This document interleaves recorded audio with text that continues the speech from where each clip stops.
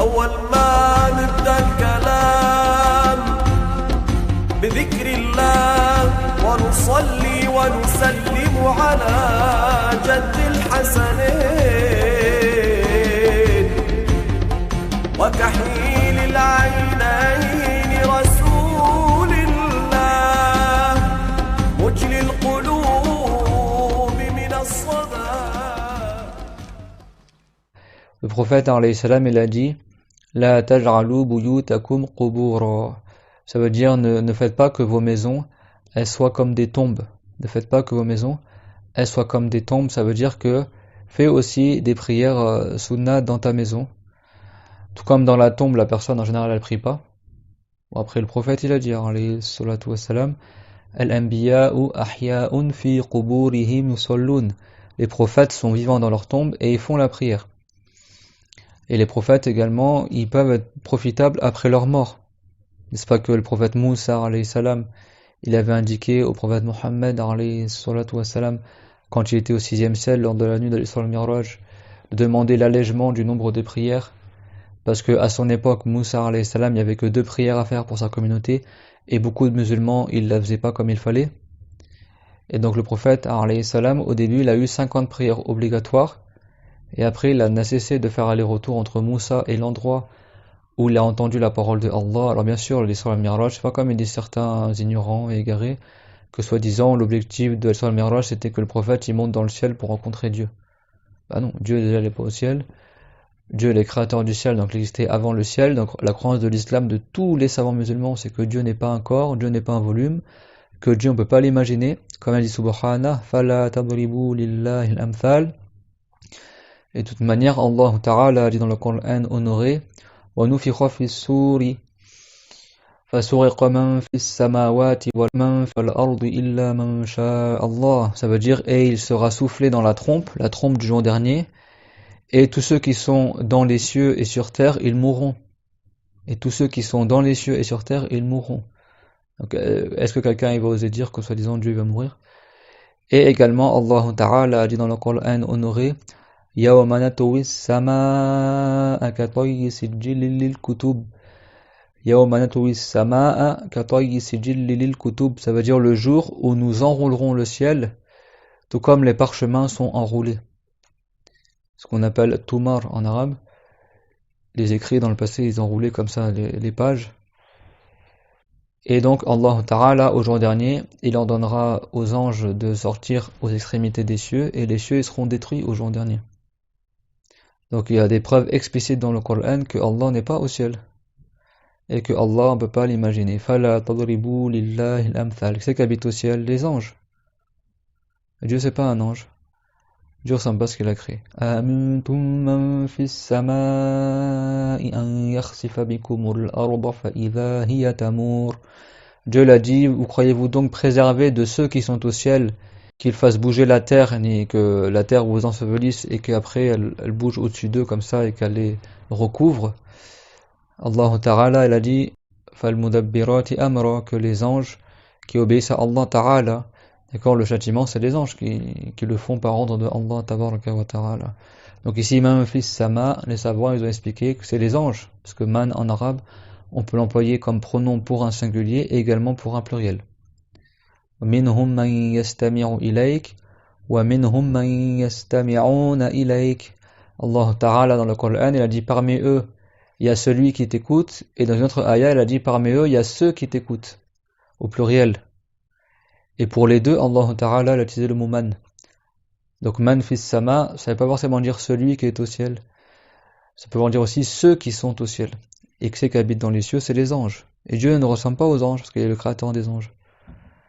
Donc Allah Ta'ala n'est pas au ciel. Si Dieu était au ciel, il serait semblable aux milliards de milliards d'anges qui habitent dans les cieux.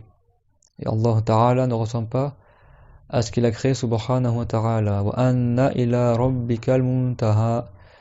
C'est-à-dire, comme il a dit Ubay ibn Ka'b, et autres que lui parmi les compagnons du prophète, parmi les gens du salaf, ils ont dit ilayhi yantahi fikru man tafakkar. À Dieu s'arrêtent les imaginations. On ne peut pas imaginer Allah Ta'ala. Allah c'est pas un volume, parce que le volume il est forcément dans un endroit, et celui qui est dans un lieu, dans un espace, il est limité par cet espace là. Si quelqu'un il est dans le ciel, il est limité par les limites du ciel. Donc il est forcément plus petit que le ciel. Est-ce qu'il y a des gens, ils oseraient dire que Dieu est plus petit que le ciel? Dieu il est plus grand que quiconque en mérite. C'est pas un volume. D'accord? Mais ces gens-là qui prennent tout sans apparent, alors pourquoi ils disent que Allah Akbar? Pourquoi ils disent Dieu est le plus grand? S'ils ont pour croyance que Dieu est au ciel, c'est-à-dire que Dieu est plus petit que le ciel, donc il serait pas le plus grand.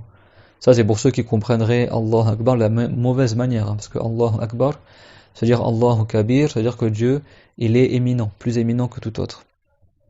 Comme on avait dans le cours précédent, ça veut pas dire que Dieu partage un attribut avec quelqu'un d'autre, que l'éminence, elle est partagée entre Dieu et ses créatures, et Dieu, c'est celui qui a le plus. Non, d'accord? Dieu, il n'a pas d'associé. Mais ça veut dire que Dieu, c'est celui qui a l'éminence absolue, qui n'est pas créé, alors que l'éminence des créatures, elle est créée par Allah, Tabaraka wa Ta'ala. Et beaucoup de preuves dans le Coran. Subhanallah. Et le mot sama en arabe, son origine c'est samawun, samawun. Et le waw en arabe, s'il se trouve à la fin du mot, eh ben on le transforme en hamza. Parce qu'en arabe, en général, un nom il se termine pas par un waw. Donc quand le waw est précédé par un alif et il se retrouve en fin de mot, إذا كانت الواو متطرفة سبقت بألف قلبت همزة. Ça c'est en solf qu'on étudie ça. Si le waw il se retrouve en fin de mot et il est précédé d'un alif, alors on le transforme en hamza. C'est pour ça qu'à la base c'est sama'un, et comme le waw se trouve en fin de mot, la lettre waw précédé d'un alif transformé en hamza, c'est devenu sama'un. Mais au pluriel, comme le waw il se retrouve en milieu de mot, parce qu'après tu rajoutes un alif et un ta, ça redevient samawat. Ici le waw, t'entends? Samawat. On dit pas sama'at. Ici la hamza elle redevient la lettre d'origine qui était un waw. Donc ça veut dire que le mot sama'un, sama'un son origine c'est de sama'un, et la sémantique trinitaire est née de 3 lettres. La racine d'origine c'est le sin, le mim et le waw. Et c'est un du mot as-sumu, et as-sumu en arabe il y a le verbe sama yasmu. Tu vois le verbe c'est sama sans la hamza, ça veut dire s'élever. Sama yasmu. Et même le mot isam en arabe, qui veut dire ton nom, les savants ils ont dit que parmi les sémantiques du mot isam, il y a la même sémantique que le mot sama. Parce que le nom, il élève la personne. Quand tu as un nom, tu as une identité. Tu es élevé par ton nom. Et le nom, pareil, son origine, elle vient du sin, du mim et du waw, de asumu. Mais il y a 6 manières différentes de décliner le mot isam en arabe, le nom. Et soit tu gardes la sémantique d'origine, mais tu transformes le waw en alif, donc tu dis suma ou sima, parce que l'origine du mot isam c'est simwun, yani sin mim waw, pareil que sama, simwun. Donc soit tu transformes, comme on a vu un waw en fin de mot, soit tu transformes en alif, donc tu dis sima ou suma, et tu peux également carrément effacer le waw à la fin du mot, et dans ce cas-là tu mets un alif au début du mot pour le remplacer, donc ça devient le mot isam, et ça c'est le mot le plus courant utilisé à notre époque. On dit isam, mais l'origine du mot isam c'est simwun, simwun. Les sin mim waw. Tu retrouves les mêmes lettres que dans le mot sama, et c'est la même sémantique. Parce que le ciel, comme il est en haut, on l'appelle sama parce qu'il est élevé, mais également le plafond de la maison, on l'appelle sama parce qu'il est élevé. Également l'espace qui est entre le ciel et la terre, on peut l'appeler sama parce qu'il est élevé. Également le mérite de la personne, on peut l'appeler sama parce qu'il est élevé. Comme il a dit An-Nabira al-Jardi, qui était un poète connu arabe, qui était entré en islam, qui était très fort en poésie. Et une fois il était avec le prophète, alayhi salatu wassalam, et comme il le rapporte dans le livre Taj al-Gharous, qui est un livre connu, le commentaire de Al-Qamus, Fayruz Abadi, et dans ce livre-là, quand il explique justement la sémantique du mot sama, etc., et ben il cite un vers de poésie qu'il avait dit An-Nabira al-Jardi, en présence du prophète, alayhi salam, Balaghna as-sama amajduna wa sana'una. Ça veut dire nous avons atteint le sama, notre gloire et notre magnificence, et certes nous voulons encore à notre degré plus que cela, quelque chose d'autre en plus. Et le prophète sallallahu alayhi wa sallam, il a dit dans le sens wa ayna hadha al-mavhar, et quelle chose tu vises, et il a dit al-jannah, le paradis. Le compagnon a dit nous on veut le paradis en plus. Et le prophète alayhi salam, il a dit ajal insha'Allah, il a dit oui insha'Allah, si Dieu le veut. Ça veut dire qu'à l'époque du prophète, les compagnons, leur gloire allait monter dans les hauts degrés avec l'islam. Ça veut pas dire qu'ils sont montés dans le ciel, Balarna sama, littéralement pour ceux qui croient que le mot sama ça veut dire que ciel, ils comprendraient nous avons atteint le ciel. Et en plus, même en français, on dit il est monté au ciel dans le sens il est allé, il était très content ou il a fait. Mais bon, en arabe, le mot sama ne veut pas dire que ciel. À la base, c'est parce que le ciel est haut qu'on l'appelle sama. Mais sama, ça veut dire l'élévation à la base, ça veut pas dire le ciel. Et le ciel comme il est élevé, on l'appelle sama. D'accord? Le ciel comme il est élevé, on l'appelle sama. Donc quand tu vois dans les textes, s'il y en a ils disent Allah fis sama, ça veut pas dire Dieu est au ciel, c'est-à-dire que Dieu il est dans le sama, c'est-à-dire que Dieu il est fis sumu, ça veut dire dans l'élévation en mérite. Et dans ce sens-là, tu peux interpréter également la ayah amintum fis sama. Vous croyez-vous donc préservé de celui qui est dans le sama, c'est-à-dire de celui qui a un très haut degré qui est Allah. Et bon, ça, il y a des hadiths du prophète qui prouvent que ce qu'il visait, c'est les anges. Qu'est-ce qu'il a dit le prophète alayhi salam? Irhamu man fil ard, yarhamkum man fis sama. C'est-à-dire, soyez miséricordieux, compatissant avec les gens sur terre, et ceux qui sont au ciel, ils vous invoqueront pour vous la miséricorde. Et dans une autre version, le prophète l'a cité Arlus Sama. D'accord, les anges. Donc on comprend ici que même fils Sama, ça veut dire les anges. Et à partir de ce hadith-là, les savants ont dit également la ayat dans Surat al-Mulk, elle désigne les anges. D'accord. Mais si quelqu'un dit que Allah il est dans le Sama, dans le sens que Dieu est en haut degré, c'est permis, et c'est pas de la mécrance, c'est tout à fait permis de le dire, et c'est rapporté dans certains textes, dans le sens que Dieu l'a voulu, d'accord, dans le sens qui est digne de Allah Azza wa Jal. Mais si quelqu'un il dit Allah fis Sama et lui il veut dire par cela que Dieu est au ciel, ça c'est faux et c'est pas ça le sens en arabe dans cette parole-là. Donc faire attention à des gens, ils jouent sur l'ignorance des musulmans pour les égarer, dire regarde c'est marqué fis Sama donc Dieu est au ciel. Oui mais le mot Sama en arabe veut pas dire ciel à la base. Il veut dire l'élévation et comme le ciel il est élevé, on l'appelle Sama. N'est-ce pas que Dieu l'a dit وَلَقَدْ زَيَّنَّا السَّمَاءَ الدُّنْيَا بِمَصَابِيحَ وَجَعَلْنَاهَا رُجُومًا لِلشَّيَاطِينِ. Nous avons certes embelli le Sama avec des étoiles. Et pourtant les étoiles elles sont pas dans le premier ciel, elles sont en dessous du premier ciel. Donc la lune, les étoiles et tout ça, c'est sous le premier ciel.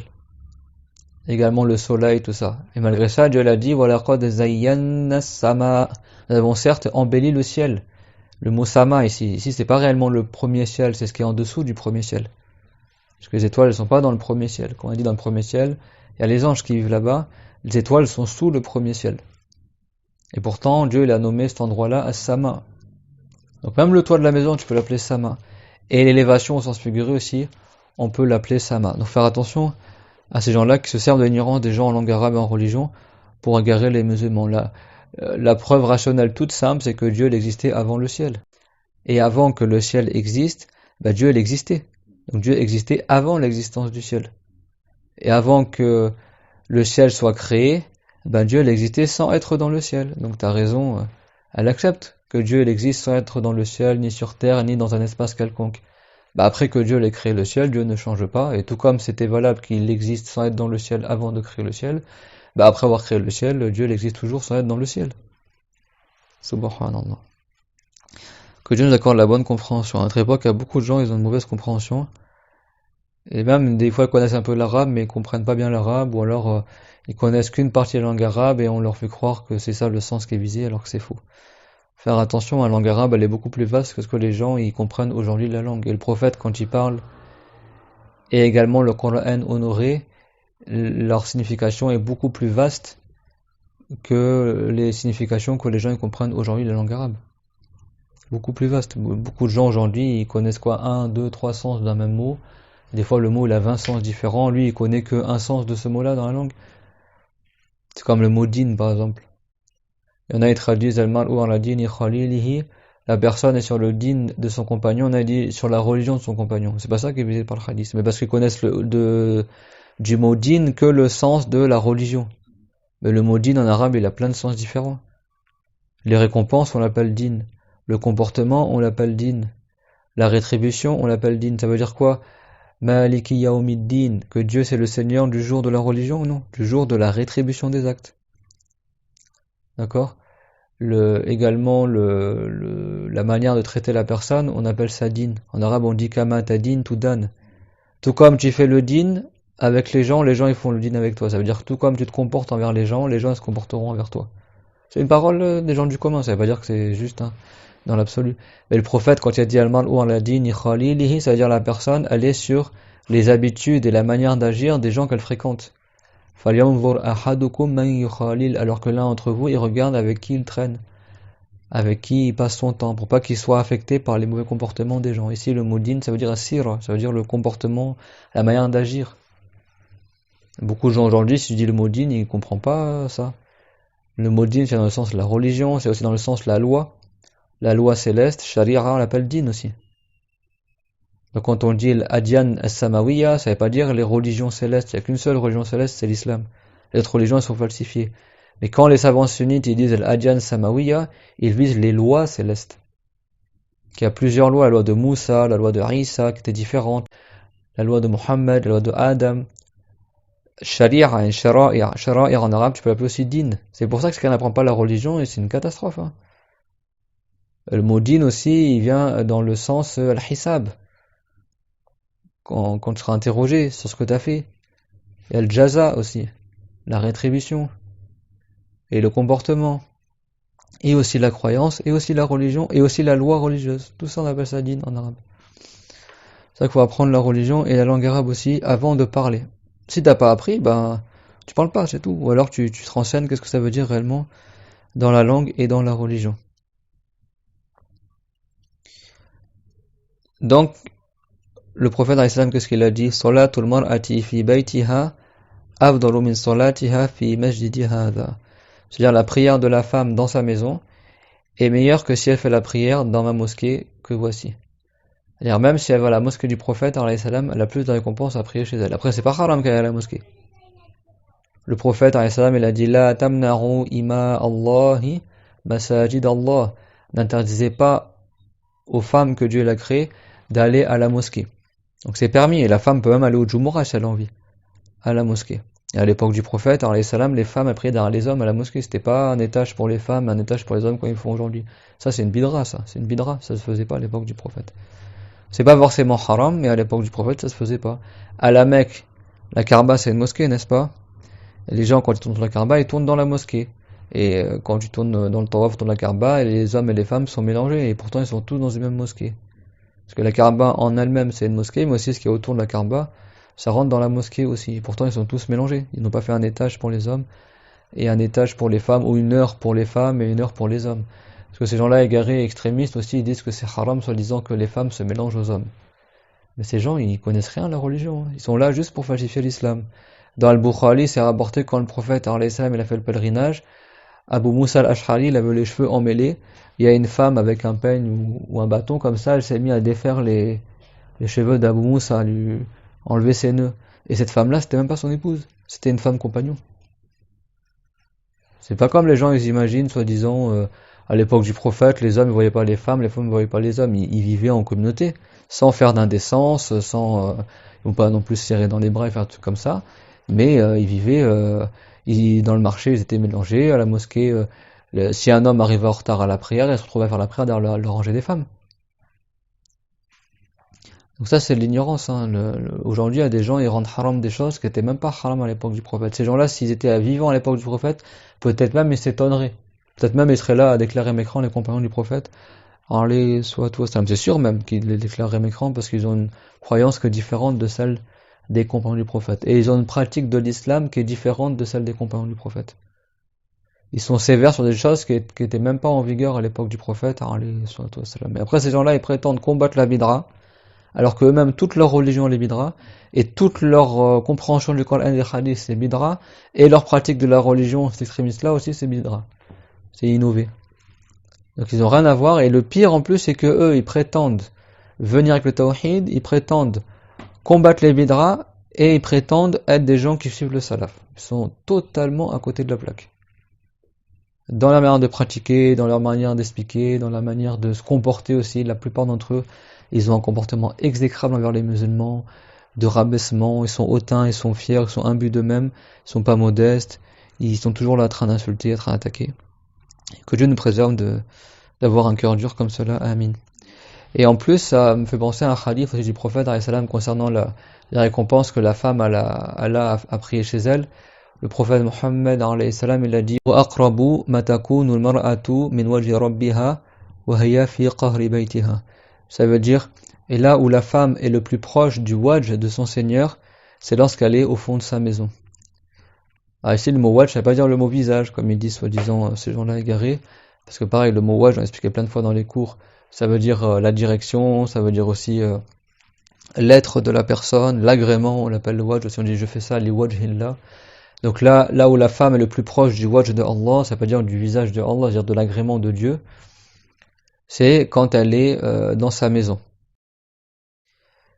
Et si tu prends soi-disant que le mot wajh, il voudrait dire le visage, ça voudrait dire que soi-disant Dieu, il serait dans la maison de la femme, il ne serait pas au ciel, parce que la femme elle est plus proche de Dieu, soi-disant dans sa maison.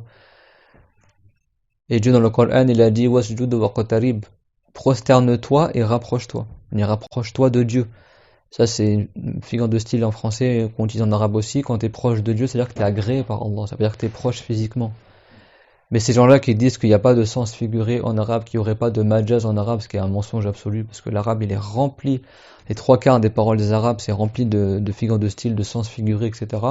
Eux disent non, ça n'existe pas dans la religion, ni en langue arabe, il faut tout prendre au pied de la lettre. Qu'est-ce qu'ils disent de la ayah wasjud waqtarib, et prosterne-toi et rapproche-toi, rapproche-toi de Dieu. C'est-à-dire que le sens apparent, c'est que la personne, quand elle est prosternée, elle est plus proche de Allah que lorsqu'elle est debout. Or, si Dieu était au ciel, la personne, sa tête serait plus proche de Dieu quand il est debout que quand il est prosterné. Donc ça laisserait croire que, soi-disant, Dieu il serait dans la terre. Et également, Allah Ta'ala, il a dit wa huwa ma'akum aynama kuntum, que Dieu essaie tout de vous où que vous soyez. Mais le sens apparent de la ayah, ça voudrait dire, et c'est pas le sens propre qui est visé bien sûr, mais c'est au sens figuré, que soi-disant Dieu il est avec vous où que vous soyez. C'est-à-dire que Dieu il est partout où que vous soyez. Dieu on ne dit pas qu'il est partout, mais c'est-à-dire que Dieu essaie tout de vous où que vous soyez. Mais ces gens-là, comme ils disent qu'il faut rien interpréter, il faut tout prendre au pied de la lettre, cette ayah elle signifierait que Dieu serait dans tous les endroits sur terre. Donc c'est contradictoire, tantôt Dieu serait au ciel, mais tantôt en même temps il serait dans tous les endroits, mais en même temps il serait dans la terre, ça n'a aucun sens. Et le prophète Mohammed alayhi salam, il a dit aqrabu ma yakunu al-'abdu min rabbihi wa huwa sajid fa'akthiru ad-du'a. Ça veut dire là où la personne elle est le plus proche de son Seigneur, c'est quand elle est prosternée. Alors multipliez les invocations dans la prosternation. Là c'est pareil, ça veut dire quand il est le plus proche de l'agrément de Allah. Mais au sens apparent, ça voudrait dire que Dieu serait sur terre. Vous avez vu, si quelqu'un il n'apprend pas la religion ou il a un cœur pervers, il se sert des sens apparents pour égarer les gens. Et ça, Dieu dans le Coran nous a mis en garde de suivre ces gens-là. Ces gens-là qui se servent que des hadiths et des ayats qui sont ambigus, dont le sens il n'est pas explicite pour les gens, pour égarer les gens. Dieu il a dit subhana fa'amma alladhina fi qulubihim zayghun fayattabi'una ma tashabaha minhu. Quant à ceux qui ont un égarement, un zayr dans leur cœur, alors ils suivent ce qui est pas clair dans le Coran. Et pourquoi ils font ça? Dieu l'a dit ibtira al-fitnati wa ibtira at-ta'wili, en recherchant la fitna. Ils font ça pour la fitna, pour semer la corruption parmi les musulmans et pour rechercher la mauvaise interprétation de ces ayats. Dieu nous a mis en garde contre ces gens-là. Et le prophète Mohammed alayhi salam, comme c'est rapporté dans le Sahih de Muslim, dans le chapitre Kitab al-Ilm du hadith de Aïcha, il a dit فَإِذَا رَأَيْتُمْ مَنْ يَتَّبِعْ مَا تَشَابَهَ مِنْهُ فَأُولَٰئِكَ الَّذِينَ سَمَّى اللَّهُ فَاحْذَرُوهُمْ. Et si vous voyez des gens qui se contentent de suivre, ce qui est équivoque, ce qui est ambigu dans le Coran, alors ce sont ces gens-là même de qui Allah Ta'ala a parlé dans le Coran, ces gens-là que Dieu a nommés dans le Coran, alors mettez en garde contre eux. Méfiez-vous d'eux. La religion, elle n'est pas fondée sur des ambiguïtés, elle est fondée sur des choses claires. Dieu l'a dit, minhu ayatum muhkamatun hunna ummul kitab, huwa alladhi anzala alayka al-kitab, minhu ayatum muhkamatun hunna ummul kitab. Dieu, c'est lui qui a fait descendre sur toi, Muhammad, le livre révélé, et dans ce livre révélé, il y a des ayats qui sont explicites, qui sont clairs, et qui sont la mère du livre, ummul kitab, la référence dans la croyance, les ayats qui sont explicites.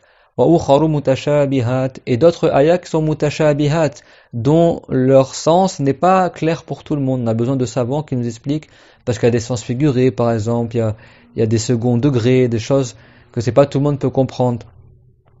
Et donc Dieu nous a dit que la référence, c'est les ayats qui sont clairs.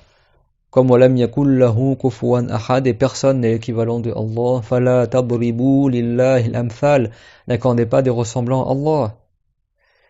Et également, Dieu, il a dit, subhana, لَيْسَ كَمِثْلِهِ شَيْءٌ وَهُوَ السَّمِيعُ الْبَصِيرُ, il n'y a pas une seule chose qui est comme Allah. Et il est celui qui entend tout et qui voit tout. C'est ça, Ummul Kitab.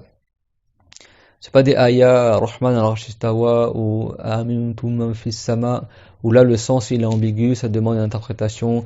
Istawa, Ibn Abbas, il a dit Istawla.